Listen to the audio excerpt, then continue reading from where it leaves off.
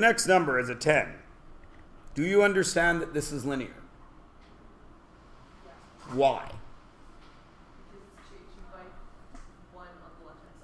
Then that goes up by 3. Then 1, then 3. So what happens if I go up by 2? So this next number would be?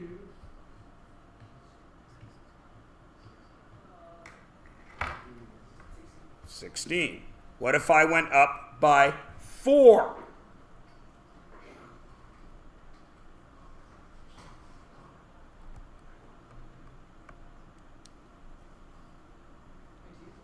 How much?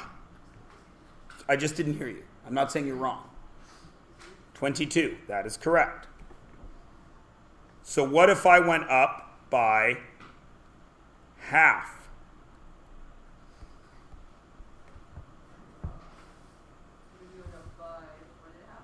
Which would make this number? Right.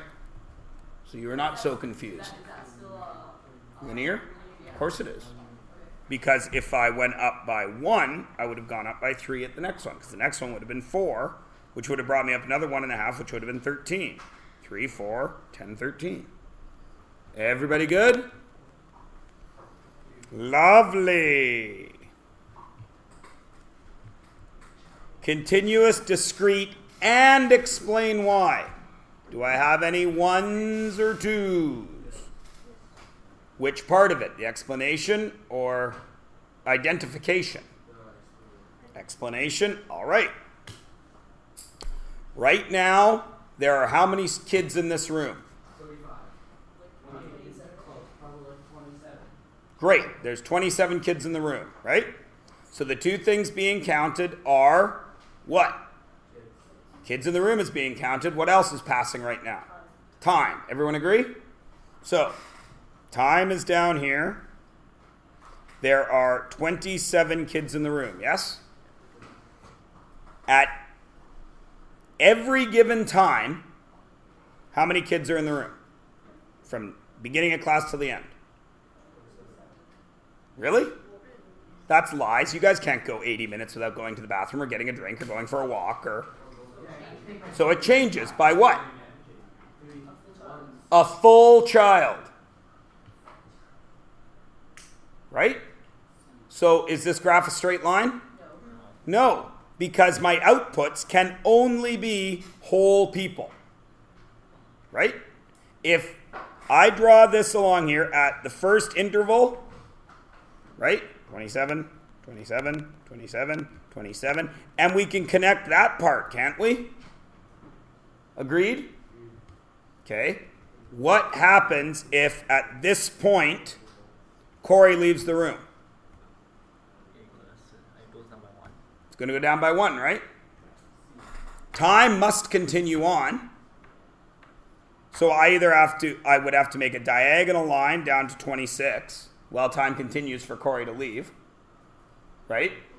But if I make that diagonal line, that means at this time between Corey standing up and Corey getting out of the room, there is some fraction of kid not in the room. Is that possible? So it's discrete. It's that simple. Right? Everybody with me? Okay. I'll give you another one. Corey goes to 7-Eleven and buys the 3 taquitos for $5 deal. Right? So he pays 3 taquitos for $5, which means each taquito is worth $1.67, right? Everyone agree? Can Corey eat 2.5 taquitos? Yes. Can he return the last half a taquito for 83 cents? No. He can only buy a whole number of taquitos. So the graph for Corey chowing down on taquitos, if I could erase it, would go up in dots, wouldn't it? Yes. Because he can only buy in groups of 3 for $5 each. What if he wants a 4th taquito? Is it going to be more than $1.67? Yes, because they sell them by groups of 3. Can Corey go to 7-Eleven and say, I'm not really hungry, I would like half a taquito? No. So his inputs, in that case, cannot be fractional.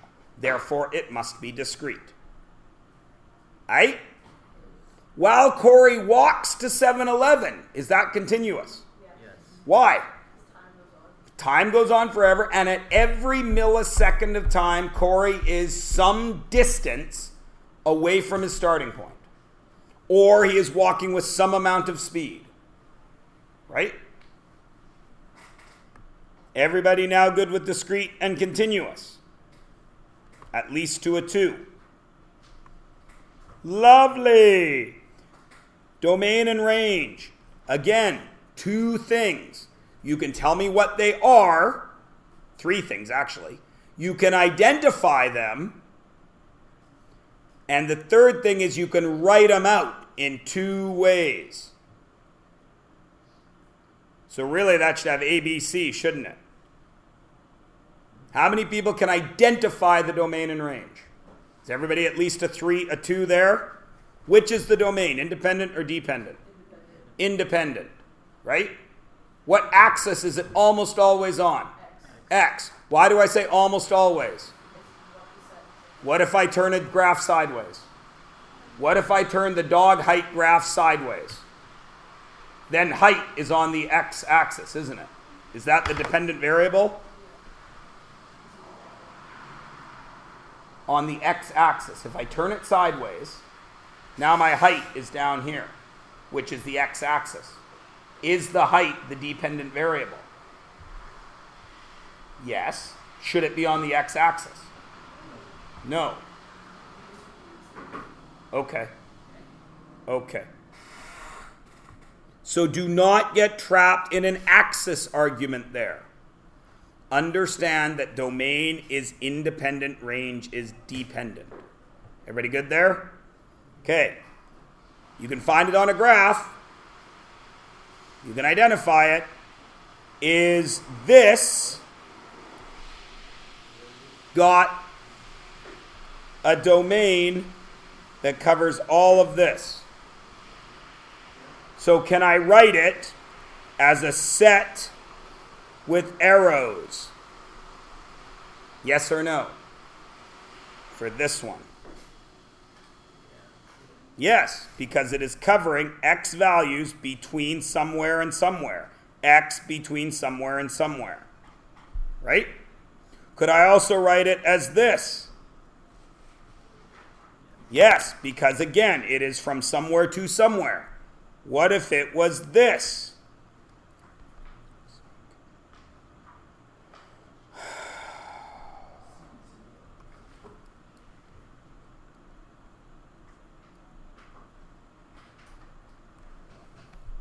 Now can I write it like this? No. Can I write it like this? No. Why? Because there are no values between any of those dots. Does everybody understand? Is it the same for range? Yes, except where are you looking? On the y-axis. Can everybody do domain and range now? Wonderful. Can you tell me a story if I give you a graph? Does everybody feel they can do that? Will your story be marked for artistic merit? No. If the graph has 5 different segments to it, how many sentences must your story have? 5, at least, because each segment something different is happening. Right? Good. Can everybody go the other way around? Can you graph from a story? Everyone feels okay with that? Okay, what are some rules about that? You have to know your independent and dependent variable, which is why this is at the very bottom, because you got to know everything else above it, right? What if time is one of your variables? What are some rules about that? Okay, so most of the time is going to be on the bottom. Your line cannot go in 2 ways when you are have time as a variable. What are they? It cannot go backwards. What's backwards? on a graph? Left. It cannot go left. There can be no negative time. Right? If you are wondering, if you are trying to graph something from before, then you move your time back. Do you understand? The time you have spent at school, or no, I shouldn't say that. The time you have spent thinking about how funny and awesome your math teacher is today starts the second you wake up. Even though you don't get to school until an hour after you wake up, you can't have that negative time. Everybody understand? So it can never go to the left. What's the only other direction it can't go? Straight up or down. Why? Time doesn't stop. A vertical line means for this time has stopped. Is that possible? No. Good. And finally, you can use function notation algebraically and graphically. You may have split that into two options. Can everybody do it with algebra? It's just x and y, except instead of y, you've got f of x. Everybody good? That's what we did yesterday. On a graph, f of 3. What axis do I go to 3 for? X. There's my line. So it's right there. Agreed?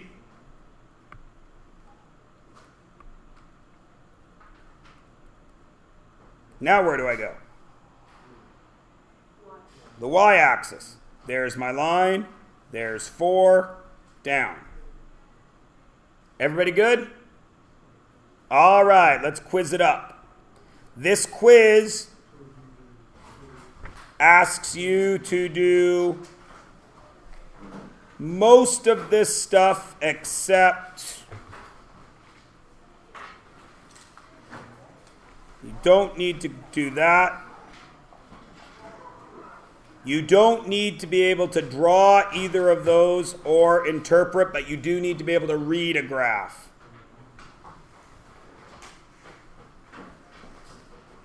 And I don't think there's discrete and continuous on it. When it is done, do you bring it to me? No, because it is a quiz. What